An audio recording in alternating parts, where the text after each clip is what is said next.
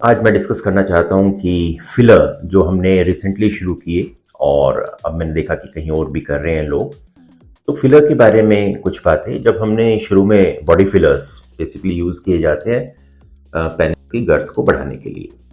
अब लिंग की गर्थ को अगर आपने बढ़ाना है तो मैंने उसके दो तरीके हैं, एक तो फैट ड्राफ्टिंग है, दूसरा फिलर है। तो फिलर लोग इसलिए चूज कर लेते हैं कि इजी है, आप करा के फौरन घर चले गए, 1.5-2 साल तक टिकते हैं, करने का प्रोसीजर आसान है, तो इसलिए इसको चूज करते हैं। कोई निशान नहीं, कुछ भी नहीं, 10 मिनट का प्रोसीजर है। तो हमने शुरू में इसमें कुछ, अगर आपने हमारे वीडियोस देखे होंगे तो 25 ml फिलर तक हमने डाले हैं। और तब मैंने रियलाइज़ किया कि 25 ml बहुत ज़्यादा अमाउंट है। ऐसा ज़्यादा नहीं है, लेकिन एक बार में डालने के लिए ज़्यादा है। और उसमें आपको क्या होता है कि कई बार अगर ज़्यादा फिलर डाल देते हो तो वो आगे की स्किन जो ग्लैंड्स पेनिस को कवर करती है वहाँ तक चला जाता है और फिर वो हार्ड हो जाता है, तो स्किन पीछे नहीं आती। तो इसका अब जब भी आप हमें फ़ोन करें, चाहे आप रेट कुछ भी यहाँ पे बताएं, लेकिन मैं बताना चाहता हूँ कि भाई आप पूछेंगे कितने ml का कितना लगेगा, तो वो बता देंगे। लेकिन जब आप हमारे पास आएंगे तो 10 और मैक्सिमम अगर लेंथ ज़्यादा है पेनिस की तो 15 ml से ज़्यादा हम फिलर नहीं डालते हैं अब, पिछले 1-2 महीने से। और उसका रीज़न ये है कि आप उसको 10 ml से एडजस्ट हो जाओ। 10 ml में जब आपको लगे कि हाँ ठीक है, तो आप उसको टॉप अप, मतलब मान लो आपकी रिक्वायरमेंट 30 ml है तो 10 ml में फिर 5 ml करके बढ़ाओ, या हो सकता है 10 ml दोबारा डाल दिया जाए, लेकिन एकदम से एक साथ मत डालो।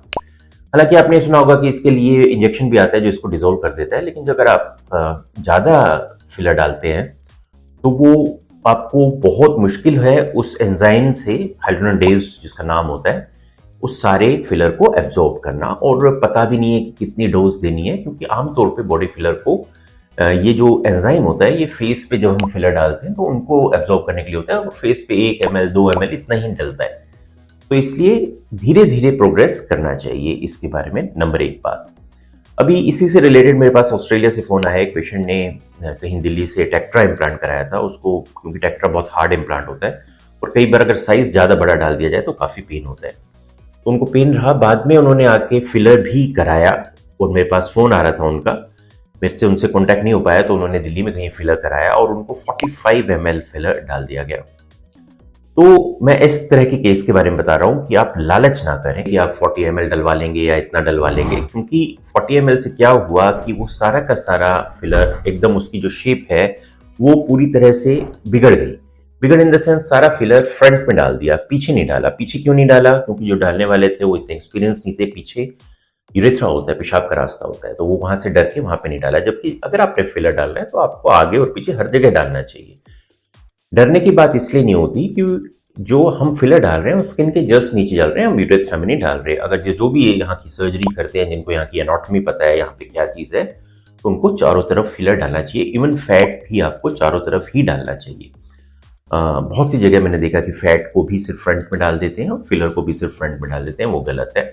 अब वो पेशेंट को दिक्कत क्या आएगी कि 40 ml इज टू मच, तो उनको ऑलरेडी इम्प्लांट पड़ा हुआ है, 45 ml फिलर डाल दिया तो उनको सेक्सुअल एक्टिविटी परफॉर्म करने में दिक्कत होगी। और जब हम ये कहते हैं, हालांकि अभी तक हमारे पास ये रिजल्ट्स नहीं आए, लेकिन जब आप इतना ज़्यादा फिलर डाल देंगे तो वो एब्जॉर्ब नहीं होगा 1.5-2 साल में भी।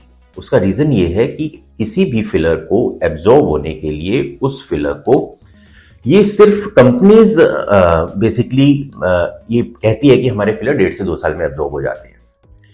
अब एब्जॉर्ब होने वो तब होंगे जब उनके अंदर ब्लड सप्लाई आएगी। बिना ब्लड सप्लाई के फिलर एब्जॉर्ब नहीं हो सकता।